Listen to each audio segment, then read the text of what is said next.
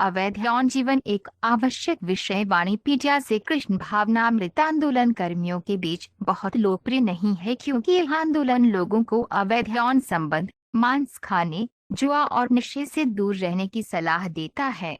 ये ऐसे प्रतिबंध हैं जो कर्मियों को बहुत नापसंद हैं। यदि कोई इन पाप कर्मों से बचता है तो आगे के सहायक पाप कर्म स्वतः ही बंद हो जाते हैं। श्री प्रभुपाद की पुस्तकें, व्याख्यान, वार्तालाप और पत्र इस आवश्यक विषय की व्यापक प्रस्तुति प्रदान करते हैं, जैसा कि वाणी कोट्स अवैध सेक्स लाइफ श्रेणी में देखा गया है। उनकी पुस्तकों का एक परिचय निम्नलिखित 8 उद्धरणों में दिया गया है। श्री प्रभुपाद की पुस्तकों से उद्धरण लोग ये नहीं सोचते कि अवैध यौन संबंध बनाने, अपनी जीभ की संतुष्टि के लिए जानवरों को मारने, नशा करने और जुआ खेलने के प्रयास में वे किस तरह अपनी जान जोखिम में डाल रहे हैं।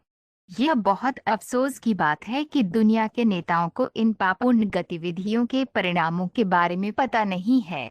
इसके बजाय वे चीजों को बहुत आसानी से ले रहे हैं और अज्ञानता के सागर को और अधिक व्यापक बनाने में सफल हो रहे हैं। श्रीमद्भागवत 4.24-75 जीवन में सबसे बड़ी विपत्ति ईश्वर विहीन और इसलिए पापी हो जाना है।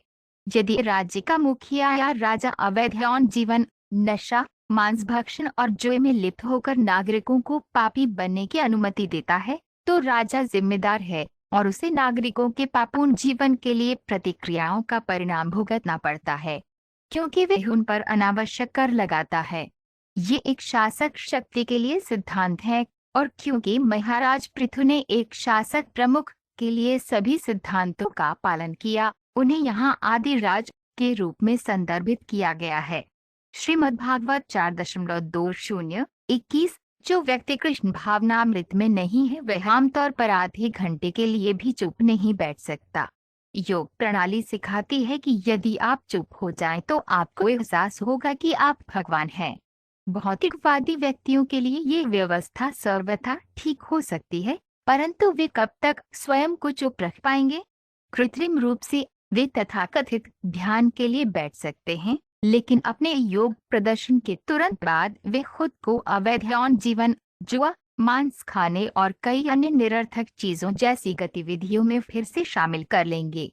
भक्ति का अमृत अध्याय 1 जिन पुरुषों और महिलाओं का जीवन अवैध यौन जीवन में लिप्त होकर बना था, उन्हें तमिश्र, अनतमिश्र और रौरव नामक नरकों में कई प्रकार की दयनीय स्थितियों में डाल दिया जाता है। श्रीमद्भागवत 3.30-28 एकमात्र इच्छा सेवा प्रदान करने की इच्छा होनी चाहिए। प्रतिबंधों एवं निषेधों की उपेक्षा भी अहितकर है। अधिकृत शास्त्रों में निषेधों का उल्लेख किया गया है। व्यक्ति को अवैध यौन जीवन, नशा, मांस खाना या जुआ नहीं खेलना चाहिए।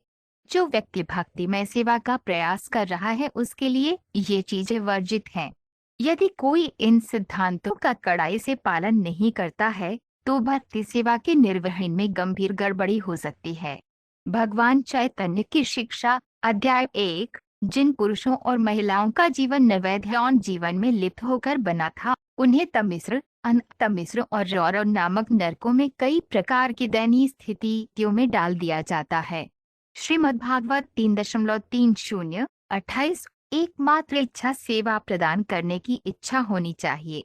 प्रतिबंधों एवं निषेधों की उपेक्षा भी अहितकर है। अधिकृत शास्त्रों में निषेधों का उल्लेख किया गया है। व्यक्ति को अवैध यौन जीवन, नशा, मांस खाना या जुआ नहीं खेलना चाहिए। जो व्यक्ति भक्तिमय सेवा का प्रयास कर रहा है उसके लिए ये चीजें वर्जित हैं।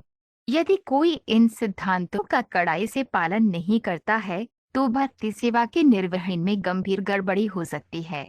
भगवान चैतन्य की शिक्षा अध्याय 1 बेटों और बेटियों को विपरीत लिंग के साथ घुलने मिलने की आजादी नहीं दी जानी चाहिए जब तक कि वे शादीशुदा न हों। ये वैदिक सामाजिक संगठन इस मायने में बहुत अच्छा है कि ये अवैध यौन जीवन या वर्ण संस्कार के प्रचार को रोकता है जो इस समय विभिन्न नामों से प्रकट होता है। श्रीमद्भागवत 4.27-8 एक कृष्ण भावना भावित लड़का, भले ही वे विश्वविद्यालय के मानक के अनुसार बहुत अच्छी तरह से शिक्षित न हो, तुरंत सभी अवैध यौन जीवन, जुआ, मांस भक्षण और नशा छोड़ सकता है, जबकि जो लोग कृष्ण भावनामृत में नहीं हैं, हालांकि वे बहुत उच्च शिक्षित हैं। वे हैं अक्सर शराबी, मांस खाने वाले, यौन व्यापार करने वाले और जुआरी।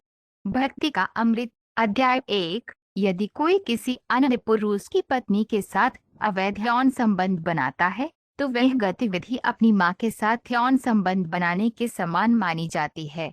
ये कृत्य अत्यंत पापपूर्ण है। यही सिद्धांत स्त्री के लिए भी लागू होता है। यदि वे अपने पति के अलावा किसी अन्य पुरुष के साथ यौन संबंध का आनंद लेती है तो ये कृत्य अपने पिता या पुत्र के साथ यौन संबंध बनाने के समान है।